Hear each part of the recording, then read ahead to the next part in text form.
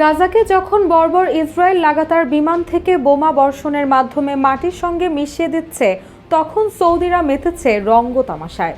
জানা যায়, সৌদি আরবের পবিত্র নগরী মক্কার অদূরে জেদ্দায় একটি কনসার্টে গান গেয়েছেন মার্কিন পপ তারকা Jennifer Lopez.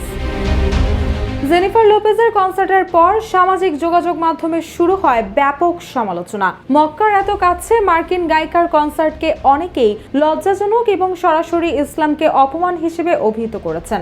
Micro blogging site এক্সে একজন লিখেছেন, মক্কার এত কাছে খোলা পোশাকে এবং নাচের সঙ্গে এ ধরনের একটি পপ কনসার্ট আয়োজন অত্যন্ত অসম্মানজনক। সৌদিকে অবশ্যই মনে রাখতে হবে, ইসলামের পবিত্রতম স্থানের দায়িত্বে আছে তারা।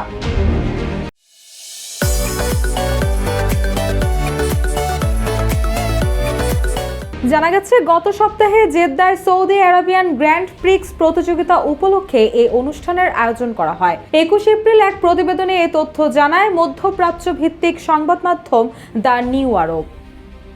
সংবাদ মাধ্যমটির প্রতিবেদনে বলা হয়েছে, এই কনসার্টটি সৌদির ভিশন 2030-এর অংশ ছিল।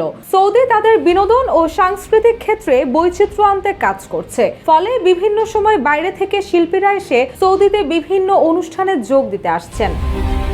এদিকে ইসলামের সবচেয়ে পবিত্র নগরী মক্কা থেকে মাত্র 80 কিলোমিটার দূরে কনসার্টের আয়োজন করায় ক্ষোভ প্রকাশ করেছেন মুসল্লিরা। যেহেতু সৌদি আরবের রাজতন্ত্র চলছে, তাই কোনো নাগরিক তার মত প্রকাশ করতে পারে না। তবে অনেকে বলছেন, অবরুদ্ধ গাজাকে যখন ইসরায়েল মাটির সঙ্গে মিশিয়ে দিচ্ছে, তখন এই ধরনের আয়োজন লজ্জাজনক।